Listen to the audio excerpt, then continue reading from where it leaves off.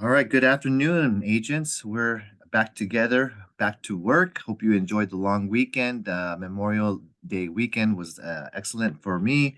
Had some nice time with the family. Saw some old friends and some of my Berkeley college friends, and I also saw some relatives. And I also took my son to an amusement park. So action packed. Hope you also made productive time with yours. I also went on a listing appointment, guys, too. So today we're going to cover your questions. We're going to cover some of the things that many of you are wondering on your business, or we're also going to cover some of the forms as well. So in my situation, I'm going to go ahead and answer Jean's initial question. She was asking about on the MLS, we have a field called land lease. Okay. So at first, it's probably best to start with what is a land lease? Gene, do you know? Uh-huh. Not really. But I overheard always say for California land always have like 99 years or I forgot what is the year. Uh 99 is called a ground lease. uh-huh. That's the maximum you can ever have for a ground lease. Yes. Uh-huh. Okay. But Ground that's not what, lease. yeah, as a ground lease is different from a land lease.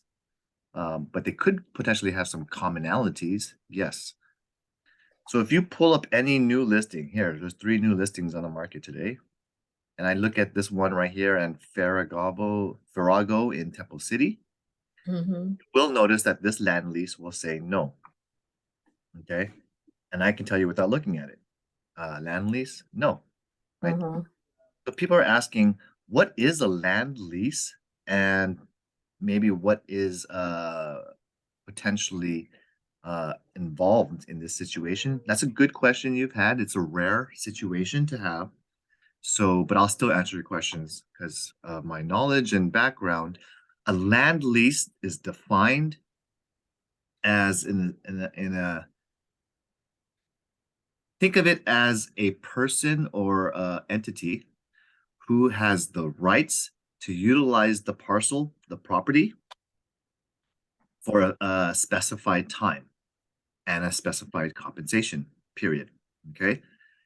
But it's different from a standard residential lease, for example, because a typical residential lease has landlord duties and it has tenant duties for maintenance. A land lease, on the other hand, typically the landlord or the person who owns the land is allocating a portion of the land or allocating all of the land to one person entity for a specific terms. Okay. And I'll just give you an example of a land lease. The simple way to think of things is a mobile home detached community. Okay. You'll see oftentimes manufactured homes built with a foundation, or maybe it's they brought in a portable, pre-fabricated home built somewhere else or designed somewhere else, and then they build it and install it right on that land. A land lease contract is one owner owns all of that entire community, and they'll dedicate 80 spaces for community for a leasable area, and their duty from that landlord is not necessarily a residential lease agreement because he's not necessarily owning the mobile home or manufactured home structure. They just own the land only. So they're going to promise to give them the fixed amount of time, like a 1 year, 2 year land lease for a fixed amount of payment that's signed. And then the landlord duties typically would be the maintenance of maybe the community, gardening. It could be the utilities provided, or maybe they just give hookups. And so the person who leases it, the tenant, brings in their own manufactured home, or they buy it from someone prior who was already on that property and they buy it from the prior owner. But the prior owner is not selling any land. They're only selling a manufactured home that is subject to the land lease that they signed with this community. And at any time you could terminate your land lease. You could move your manufactured home, deconstruct it, and move it onto another manufactured home community if you really wanted to, and hook it up there. Okay, does that make sense? Yeah, but if like the mobile home, so they have a land lease, right? So what about if the land lease is end and then the mobile home on top of the land, they have to looking for another places to be put it on, or if they cannot find anything, any other land, that means that mobile home will be get destroyed. Am I right? I'm not clear. What your question says, what if they don't like the land lease that the community they're in and they want to move? End of the land lease. At the Because end of the land lease, they can renegotiate and extend or it becomes month to month. I got to read the terms of that land lease. There's a signed agreement. So you got to review what the termination clause says, or if there's automatic month to month renewal. I see. That makes sense? Mm-hmm. Yep. So yeah, at the expiration, it would be if you want to stay there, you better talk to the community, manufactured home community owner and investigate what are the what's the contract look like, or when you could read the contract because there is a signed contract. So back to the ground for 99 years is for each, the count is like each Now the difference on new buy. a ground lease that's 99 years is a different type of methodology where an owner doesn't sell. They can structure it where they perform a ground lease with a entity or tenant.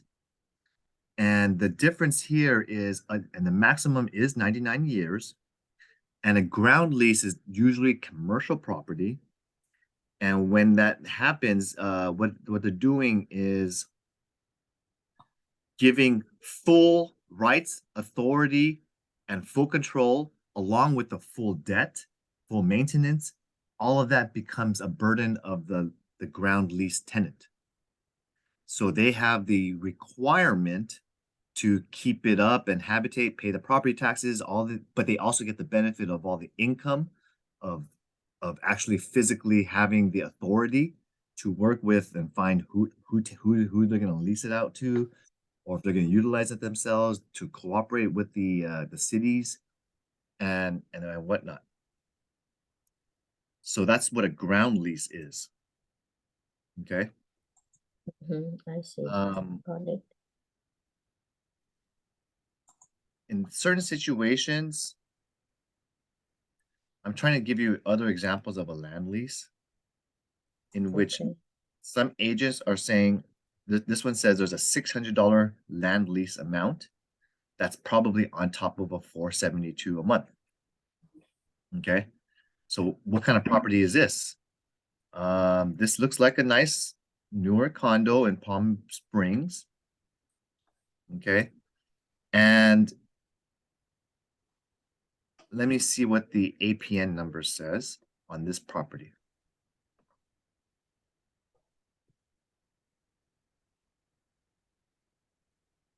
So when I look at the owner, it's owned by Stewart Jonathan Peter and the Palm Springs Sunrise Palms Homes. So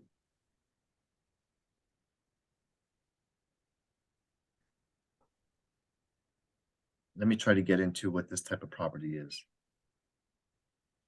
And you will usually see this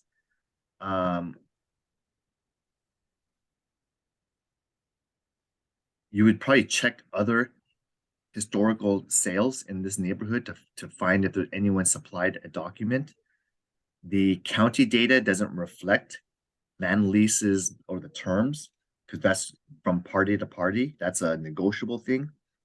So it's not here on county data, as you can see. So if it's with the community, we would want to maybe ask for more information or the details, or see if they uploaded supplements. Okay. I want to know what is, some of these people are putting a land lease yes, and some of these agents, they don't understand what a land lease is. Okay, so there's an error in the MLS.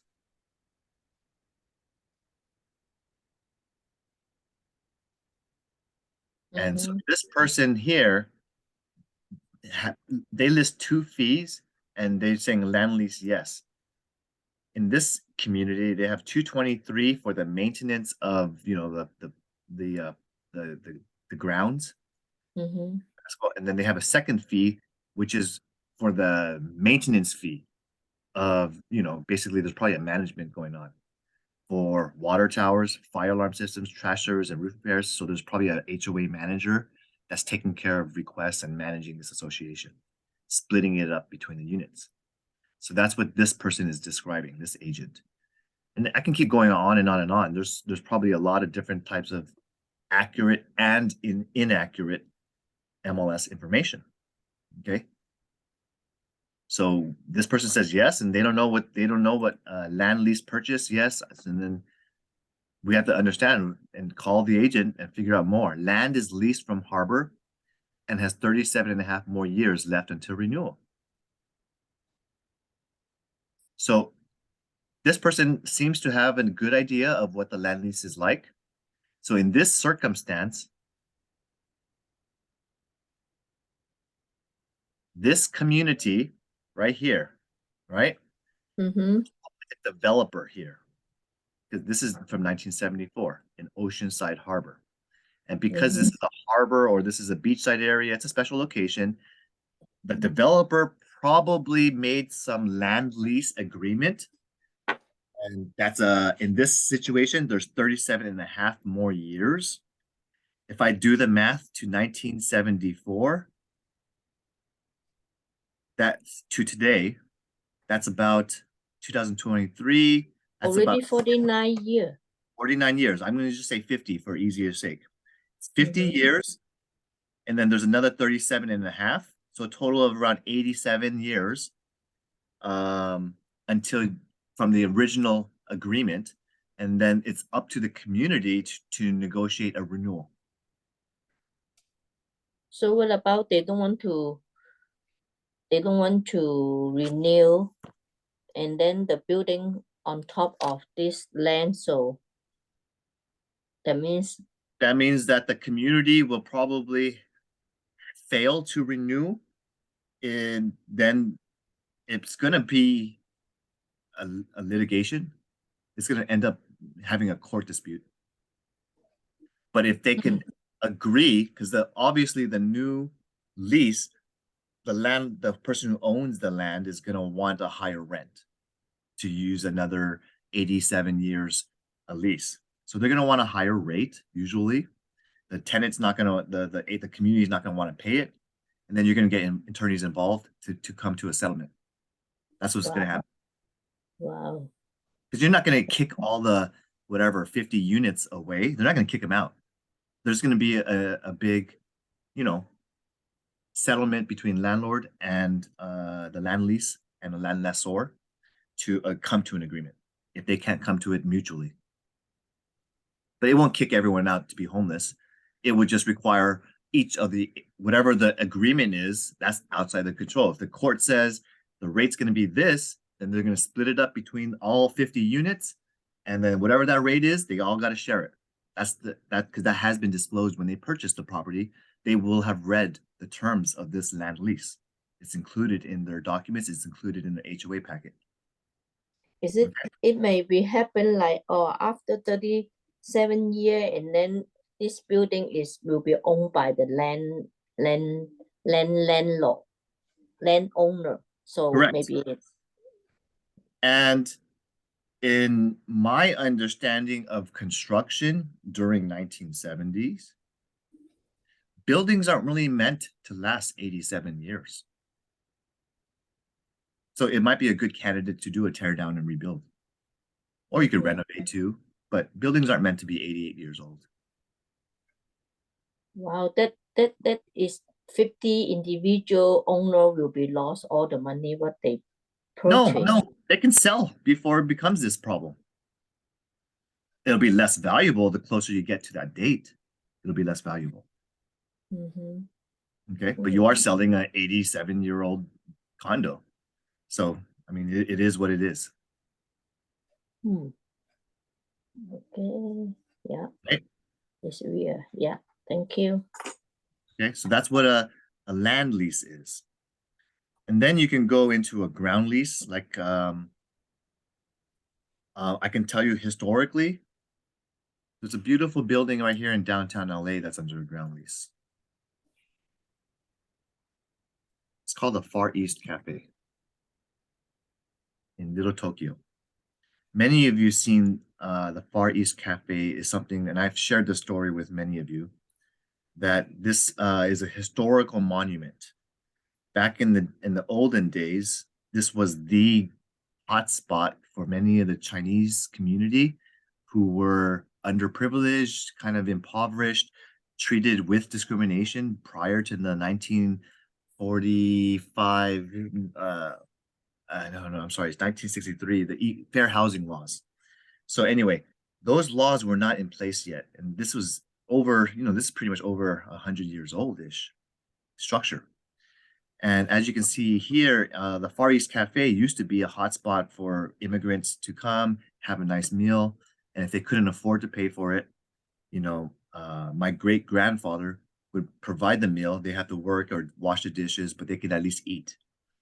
And so he provided a nice community for even politicians to come meet. And this building is an old building right here in the heart of downtown, right here on Grant Avenue. Okay. And this is not the one. This is San Francisco's. I mean, I'm giving you the one. I'm talking about the one in downtown LA. Mm-hmm.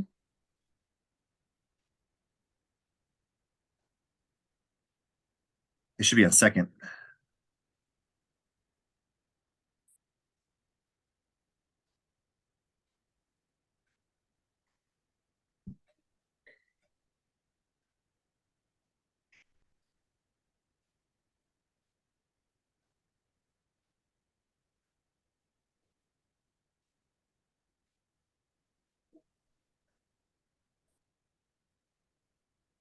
So you'll notice, and it's always in all the movies, this little chop suey sign in the heart of Little Tokyo. So you've seen it when you drive by. And Mm-hmm. so this structure had a major earthquake back in the 1980s. And this 80s had basically made this building dilapidated, old. It was not retrofitted. And my father was the owner of this building. Okay. But at the time, it required a very huge renovation to retrofit and redo the entire building. So my dad went ahead and remains the title owner. As of today, still is the title owner, but he gave and granted a what we talked about right now, a ground lease for 99 years to the city. We got it designated as a monument so that it would never have to be changed or altered or become eminent domain. And we wanted to maintain and preserve the cultural influence and historical value to the Asian community as the place to go for a meal. And so we got the designation landmark for our property, but we had to give the ground lease to the city, and we get zero rent. The city has to do all the maintenance and did all the performance of the repairs and renovations at their own expense, at the historical monument label. They're preserving it, which is ultimately was our goal, and is still owned by this, is still managed and maintained by the city right now. But the end of 99 years, my descendants or my sister's descendants will be inheriting this property, and they will be able to finally enjoy maybe collecting rent on it. Okay, does that make sense? Mm-hmm. Yeah. Getting into your other questions, we're gonna go into our zip forms now. So this is where I'll bring up and you asked a question regarding an exclusive listing, right? Uh-huh. Okay, so let's let's go ahead and pull up a new transaction. I'll just pull up this recent one. It doesn't really matter what the address is. Just can go to all form. On the right top, all form. And then pull out the. What is your exclusive- question? The listing right here, exclusive? Yeah, exclusive. RLA. Search by RLA. Yeah, right here. Yeah. So what this is a seller and a listing agent's agreement to have a set fixed asking price, a term of a listing period. Okay, let me get to the first page. Page two. And then it Page has, two. and it describes the property, and you would put the APN number as well, besides the physical address. And then you would also have a fixed or labeled commission rate that is negotiable. This is the period of time where you have a protection period. So let's say during my 6-month listing, one buyer really liked the property. Oh, but my funds aren't coming in till 9 months, and I really would love to purchase, but my funds aren't ready yet. And then let's just say your listing expired. Okay. You would list to the seller let's say a 90-day calendar day or 6 months, where I protect any people who I showed it to, who described and showed interest. I provide their name and or the agent, if there's an agent showing. And these are the prospects during my term. I'd like to protect them. Even if you list with another realtor at the expiration of my listing, these are the protected people that I would basically be preserving for my potential commission in the event one of these prospective purchasers finally writes the offer and sellers were willing to accept it. They would also probably have to be supplied not only from listing agent to my seller. That seller should also communicate these things, that there's a list of prospects, to their new listing agent, which I can tell you very few sellers will honor that, because it could potentially create a situation that's multiple agents trying to say, nope, I should be getting my listing commission. All right. This is where you describe the commission given out. Sometimes it's like 2 to 3% is what we usually compensate a selling agent. These are to get the seller thinking, what's excluded from the home? Is there anything very specific that you want to make sure that you keep and take with you? Is there anything here specifically that you want to mention or advertise to be included? For example, washer and dryer, refrigerator, appliances, and or anything else. Okay. There's also some other things. Maybe they have a lease solar. It gets them thinking about whether they have an alarm system that's either still being paid off or hopefully it's just service only, and whether they have any ongoing services for water softener, propane. Maybe they have ongoing services for a septic tank or a cleaning system. So if you have those situations, these are great areas to have the discussion and ask for the paperwork now. So you know, as a listing agent, what you're selling, because you're not only selling the property, you're selling all of the obligations that are attached to this property. One obligation would be a solar agreement. Second one might potentially be the HOA fees. Another obligation of this property might be Mello-Roos.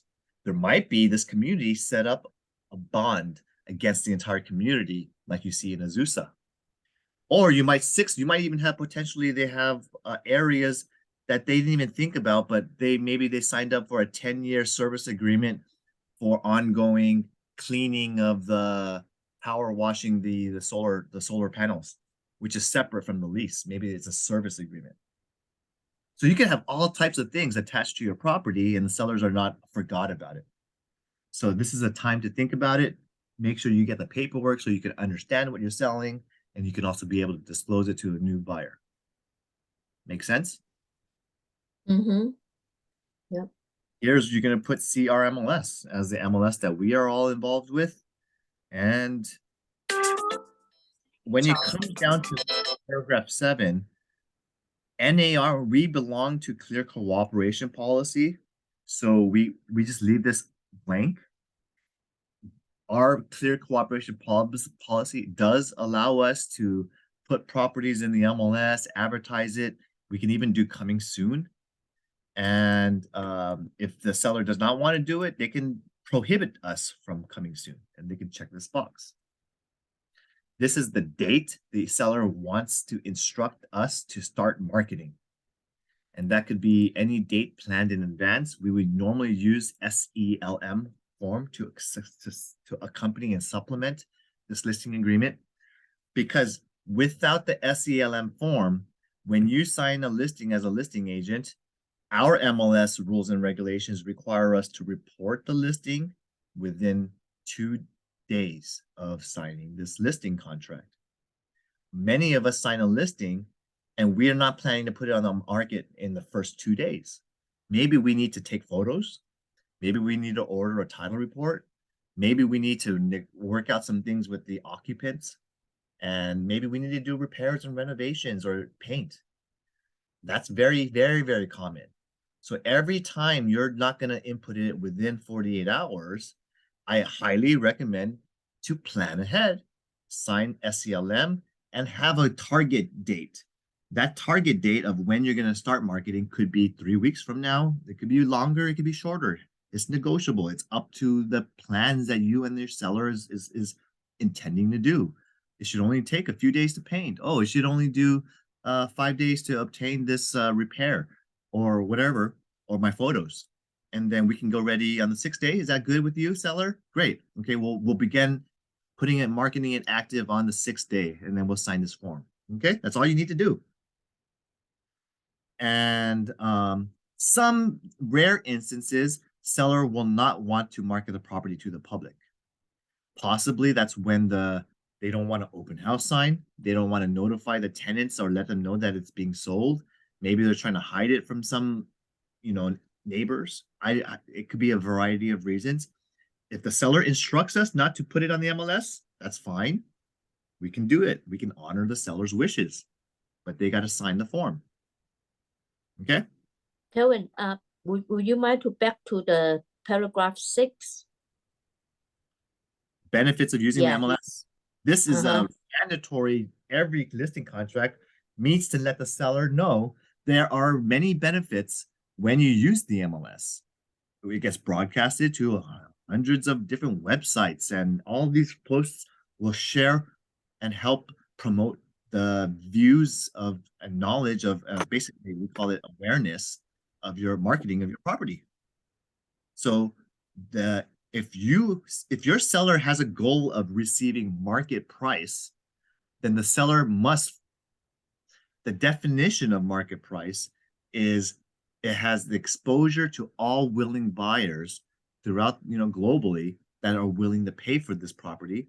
So if you're trying to get a high price, then you should also market price, then you should also market it to the entire market then, which is the MLS.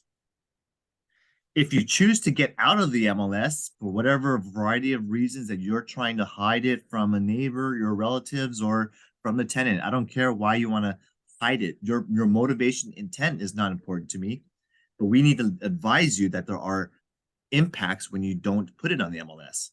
With limited exposure, if I'm only listing this to the people that drive by with my small sign or with my little Facebook ads that I'm going to run, then that's only going to be received by limited viewers. So we might get limited activity. Okay, so there's some impacts. There is reduction in the exposure when you don't put in the MLS. That's a significant reduction in exposure. And I could tell you that not listing a property in the local MLS is also a disadvantage. So Big Bear is a big example where Big Bear does not syndicate their listings to other MLSs. So if a Big Bear property is listed in CRMLS, it'll only be seen by CRMLS agents. And then the Big Bear has their own agents of association. And if they list it there, then it's only going to be seen by those people. Okay. Yeah, Kelvin. So for this paragraph, if the seller don't want to put on the MLS maybe for like 1 or 2 months.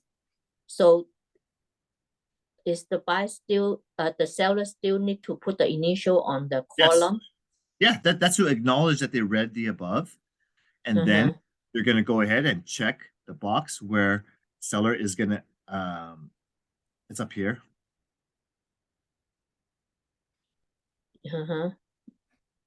Yeah, that is, no, number 6. Yeah, this one, the black one here. Yeah. You're going to say seller instructs broker using SELM form not to begin marketing it until 120 days from now, which could be around November or December, October 1st. Yeah, you can write October 1st. And then when September comes and then the seller is ready, you could say, oh, it's ready September. Great. Let's modify our SELM and re-sign it that you agree to go in September 15th. But if he says, no, I'm not even ready, conversely, you can say, oh, we're not ready. Let's just revise the SELM to be December then. So you keep in touch and communicate with your client. You can always change your on-market date with an addendum or with revising it, or you sign a brand new listing agreement to replace it. Okay, got you. Okay. Okay, thank you. And that's a good question because, there is like, Kelvin, wouldn't you be doing a disjustice to your seller who does not want to put it on the MLS? How can you ever have an example where that benefits the seller? And I just did one like 2 years ago where it did. I sold a property in a condominium in which the seller was a nice guy. He says, I want to sell my property. Kelvin, you want to put it on the MLS? And I said, sure. I would love to help you list it. I charge you, I give it my presentation, and then they're convinced they wanted to work with me. What do you suggest, Kelvin? Okay, I said, well, what's your goal? Are you trying to get the highest price? Are you trying to be the least inconvenience to everybody? Or do you want me to work towards potentially I can potentially talk to the tenant that you have and see if they want to purchase your property. And in this situation, the landlord says, yeah, I like my tenant. He's a nice guy. He is a divorced person. I like him. He pays his rent on time. He has a daughter. I've met them a couple of times, and sure, I'd love to see if they're willing to purchase. So I said, okay, well, can you sign this exclusion form that I won't put it on the MLS until I've had the opportunity to discuss and consult with the tenant, and we'll sign this for 30 days. Okay. And I kept it off market while I was working and talking and pre-approving the tenant who absolutely did have intentions and want to buy the condo. So I became a middleman like a broker is. I got the tenant pre-approved. I got them to write an offer. I let them know what the seller's expectations of the offers were. And I packaged it to be sold as is to the tenant who has great knowledge of the condition because they lived there for more than 4 years. And presented to the seller. And the seller agreed and got it done within my first 30 exclusionary period. Sold it, double-ended it. Okay. And it benefited the seller. He got his price he wanted, didn't have to hassle with signs and negotiations or other agents who could complicate things. And I got him near market price for it because I gave the seller the same set of comps that I gave to the buyer. I said, these are the comps I used to pull this price. Seller has a goal of this window. Buyer, were you willing to pay in this window? They said yes. And then we negotiated, put it together, and then got a deal done. So that's a situation of a great success, and my client's still very happy. That's their first purchase ever. They didn't know they were even qualified to purchase a property. They had a job, and I helped them. I got them to help them get the financing, and solved all the issues for them. And then now this tenant, all their lives, finally became a homeowner. So you could be, a hero in both the tenant and the owner's eyes. If you ask questions, learn and educate the clients, and you talk very transparently. That's our job. So I hope that answers your question, Gene, on the listing agreement. Is there anything else you wanted to cover on here? So far, good. Yeah, that's all what I need to know. I'll say that recently, the California Association of Realtors does not recommend actually, this is more federal, does not recommend buyers like to write a letter and attach a photo and say, we love your home, seller, please select our offer. We love the schools, we love the neighborhood, my sister lives next door. Whatever their excuse or reasons to purchase the property, they like to broadcast it. Normally, that's typically in prior to a couple of years ago, this was very customary. Many people like to add supplements, letters, words of hey, we're this and this and that. But the problem is some consumers, clients and people, they don't have a full understanding of law, fair housing laws, and or potentially discriminatory remarks. So so they might write stuff like, I'm a church person, or I'm elderly, or I'm a certain ethnicity, we're the same, you should pick me. Whatever it is, those could be used for and against the person that's writing that letter. Sometimes a seller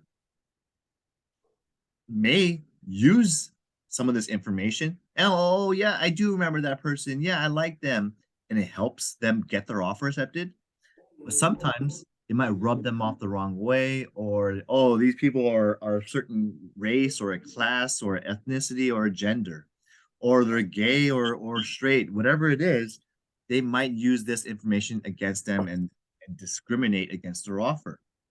Despite the agents acting ethically, there's a situation where these love letters, buyer letters, could work against them. So that's why we have to have this consultation paragraph with the seller. Do you want me to present these letters or not? Okay. So if you want to present them, you have to check the box.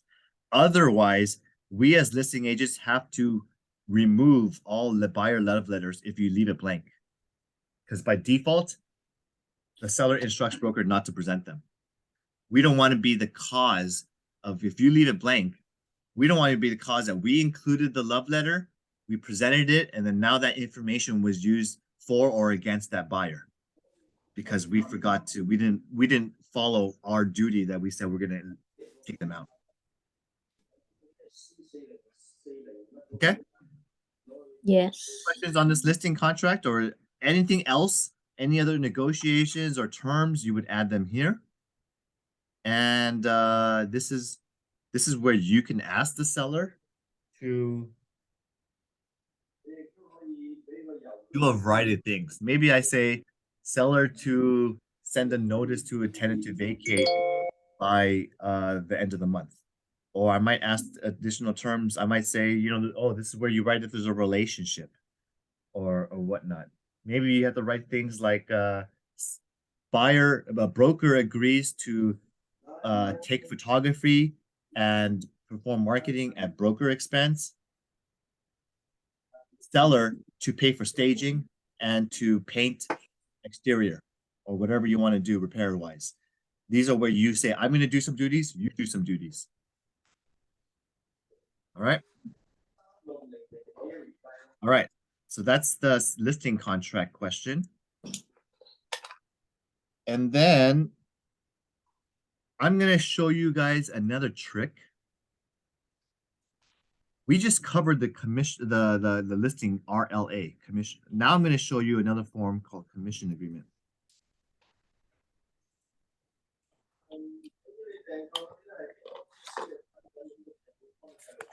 So for those of you in this room, I ask you a question. Can you think of a scenario when I would use this form instead of a listing agreement?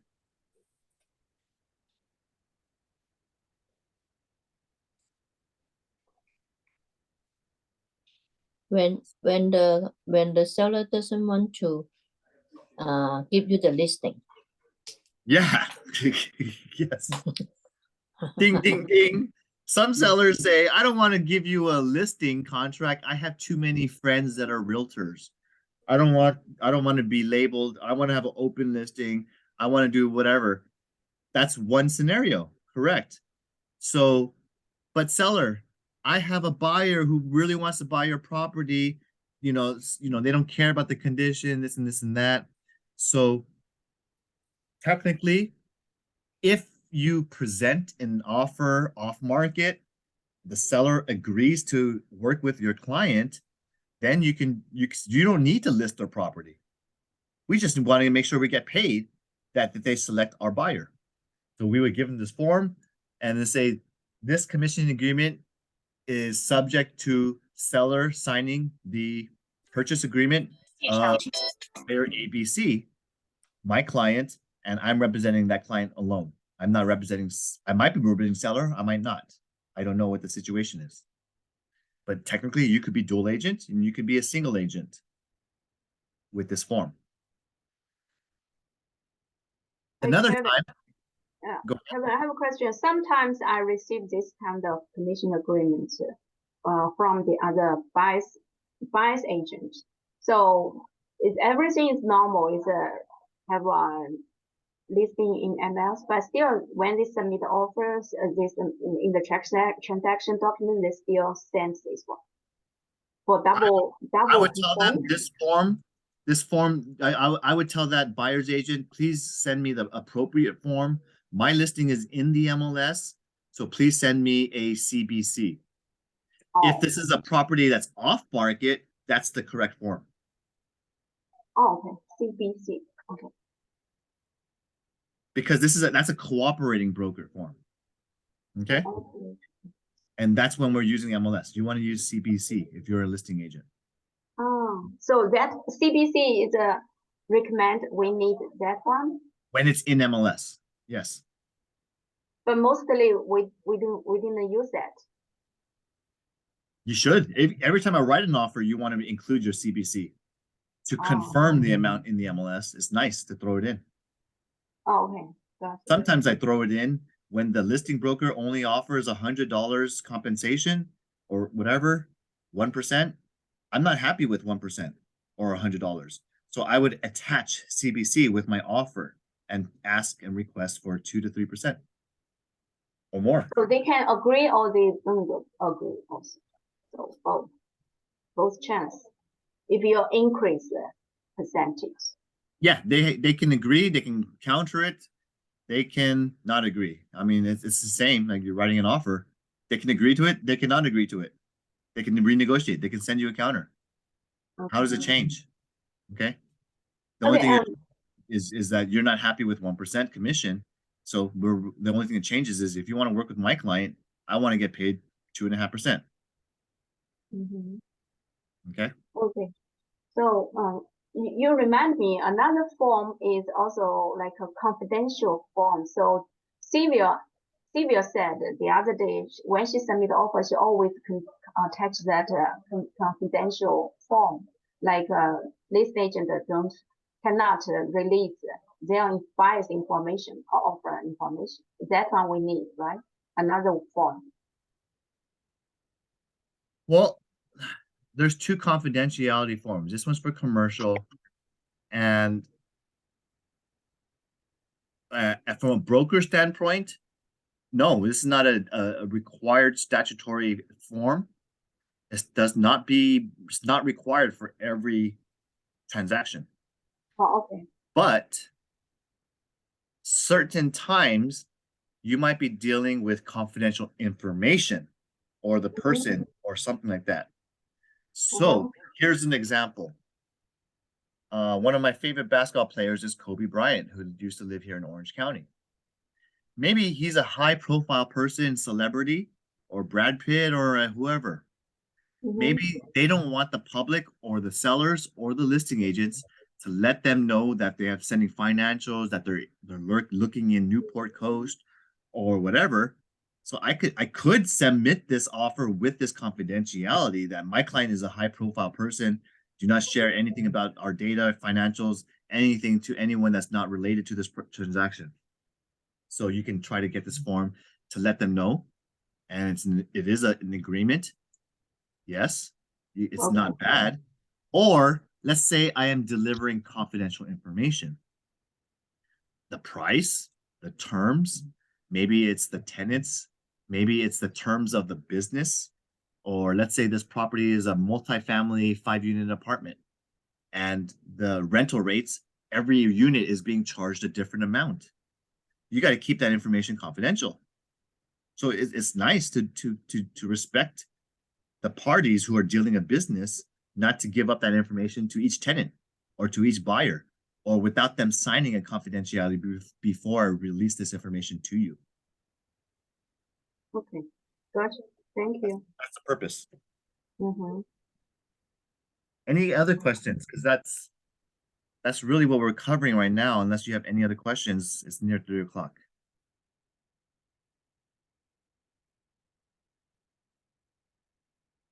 We don't have the time to talk about DSDT, right? We do. Thank What's it you. called?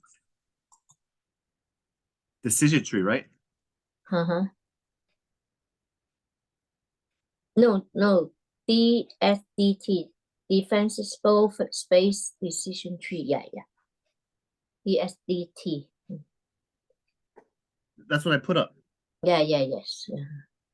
Okay. So this is supposed to help us as agents fill out the form regarding whether or not it's in a high or very high fire zone.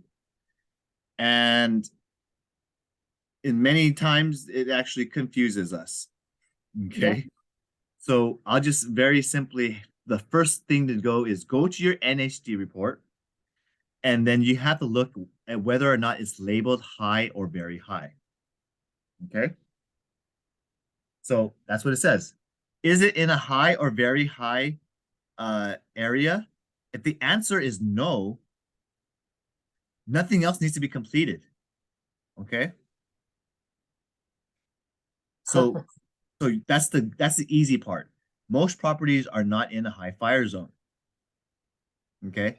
So automatically, all you have to do is just sign FHDS, give it to the buyer, and your duty is done. Okay.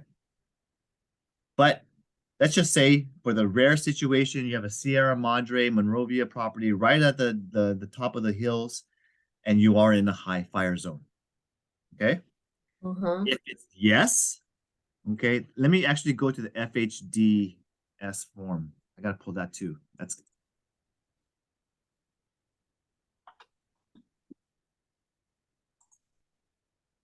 so this is the form that automatically comes with the DSDT. Okay. So it's very simple.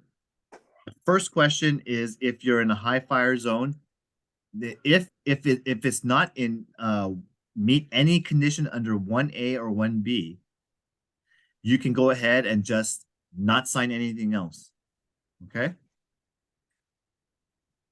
But if you are in if it is in a high or very high fire zone, we have to give the buyers opportunity to review with the fire mapping, CAL FIRE's website, to know about the homeownership duties about being in a high fire zone, where they have a lot of information of material types of usages and how to prevent a wildfire in your neighborhood. And then 2B is only to be required if all 4 conditions in paragraph 1A are met. So what are the 4 conditions in 1A?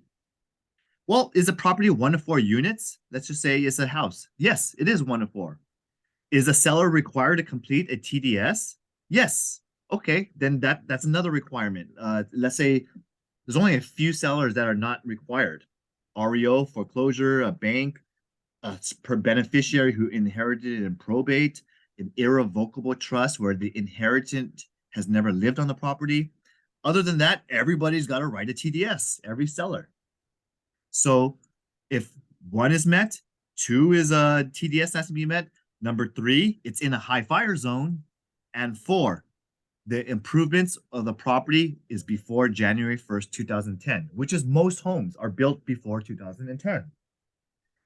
If any of these 4 conditions is not met, seller does not have to fill out 2B. Okay? So if it's in a high fire zone, you have to fill out 2B. Mm-hmm. Yeah. Now, 2B, okay? This is just the language of the statutory notice is 2A. It's just information. 2B, are you aware of anything that makes the property vulnerable to wildfire and flying embers, which is flying ashes? Well, the seller says, I don't know. Okay, that they're always going to say, I don't know. The seller can always go to CAL FIRE or go to the local fire department, and the seller can ask the fire department to answer these questions for them. If they really don't know, it's free. It's a free service. So then there's no excuse for a seller. I don't know. But if you want to play dumb, you can just say, I don't know of anything. So then you can say, no, no, no, no, no, no. But I would still say, be truthful to the best of your knowledge. Okay.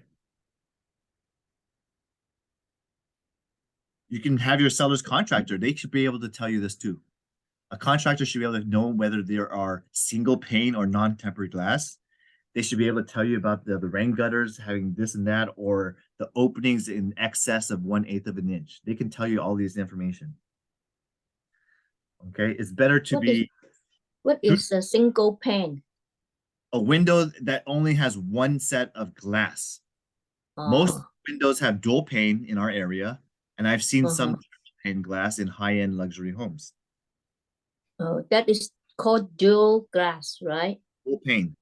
A pane is just the glass. Single pane, dual pane. Most sliding doors are dual pane. Okay. Okay. Mm-hmm. So, that's that portion. Now, paragraph 3 is only required. You only fill this area if all 3 conditions are met in 1B. Here's 1B again. Well, does the seller, in the first one, does the seller have a 1 to 4 unit? Yes. Is the seller required to complete a TDS? Yes. Is the property in a high fire zone? Well, if it is, then that's a yes. And you have to fill out this section down here, whether it is or is not. And in this case, there will be local compliance requirements. They have to cut the brush to a certain level height. So you would probably say yes to here. And then according to NHD experts, they should just transfer all responsibility to a buyer. By default, it says there's no local ordinance, or choose by default is number 1.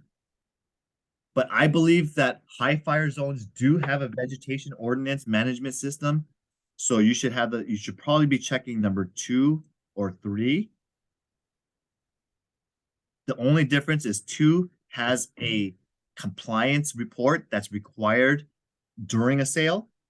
And this one is when there's no pre-sale requirement at that city. So most properties would probably be number 3. Okay. If I'm a listing agent, I would transfer a lot to the buyer and probably pick number 3 right here. But if it's Azusa has a city inspection. So then Azusa would be falling under number 2. They have pre-sale inspections. All right. Mm-hmm. And it has to be in the high fire zone. So that's it. And then if you did get a compliance report, then the seller can have CAL FIRE come by, and then they go, okay, everything is clear. It's nice to share it. You can say the home is in compliance. Check over here. Here's a copy. Okay. Oh, yeah. That's the form. It's not very hard, and you only have to fill these areas out if it's in a high fire zone. people get so worried, but I mean, most of the properties that we sell is not. Okay, Okito. all right, Thank thanks for you. staying on. I hope you learned a Yeah. lot in today's class. I'll see you next week for our sales meeting. Okay, thank you. Bye, guys. Bye-bye.